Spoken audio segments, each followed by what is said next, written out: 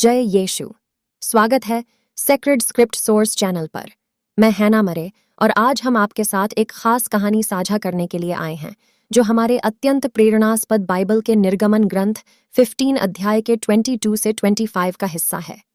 यह कहानी हमें यह सिखाएगी कि जीवन की अंधकारों में भी हमारी आशा और विश्वास की कितनी महत्वपूर्ण भूमिका होती है।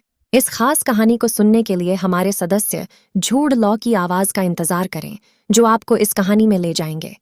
तो तैयार रहें क्योंकि हम जल्द ही इस कहानी के जादू में खो जाएंगे। वह दिन आ गया जब मूसा और उसके साथी इस्राएली लोग सिनाई पहाड़ी से निकलकर यात्रा कर रहे थे। सिनाई पहाड़ी की ऊंचाइयों से नीचे आने के बाद उनके दिलों में प्यास ने अपने पंख फैला लिए थे। यह यात्रा उनके लिए थी जो अपने स्वतंत्रता की तलाश में थे, लेकिन अब वे अधिक प्यासे थे, पानी की तलाश में। सिनाई पहाड़ी के जंगलों में चलते समय वे हर ओर पानी ढूंढ रहे थे, लेकिन कुछ भी पीने के लिए नहीं मिल रहा था। धूप उनकी त्वचा को झुलसा रही थी और प्यास की असहनीयता ने उनके मन को छू लिया था। वे उबासी हो गए थे और उनकी आंखों में बेहद आकुलता थी। मूसा ने भी अपने साथी लोगों की परिस्थिति को समझ लिया था।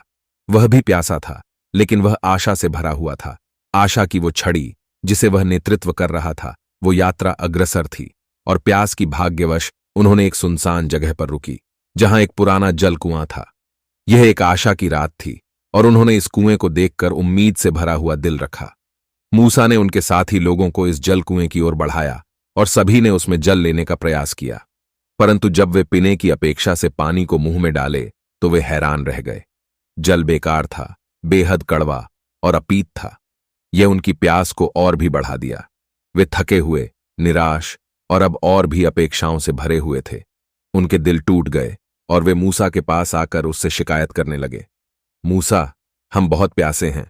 तुमने हमें यहां लाया है, लेकिन यह जल हमें पीने के योग्य नहीं है।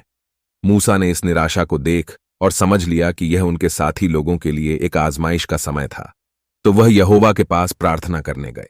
वह विश्वास के साथ उसके साथी लोगों के लिए सहायता मांगने के लिए खड़े थे, जानते हुए कि उनकी शक्ति केवल यहोवा से ही आ सकती थी। मूसा की प्रार्थना एक आशीर्वाद की तरह थी।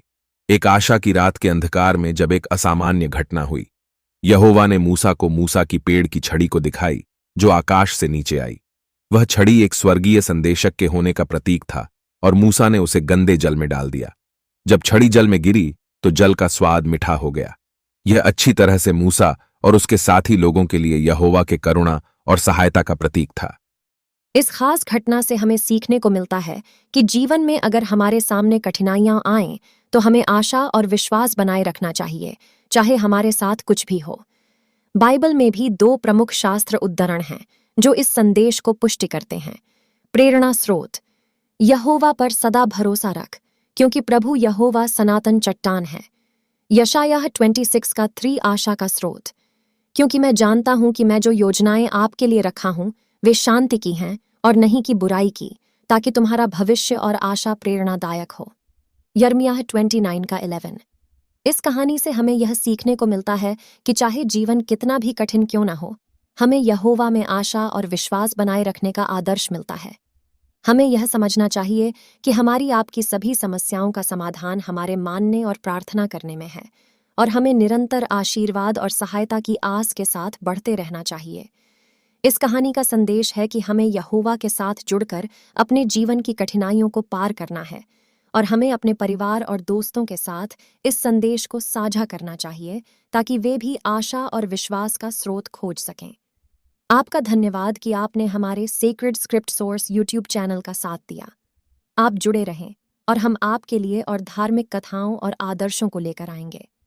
धन्यवाद और जय यीशु।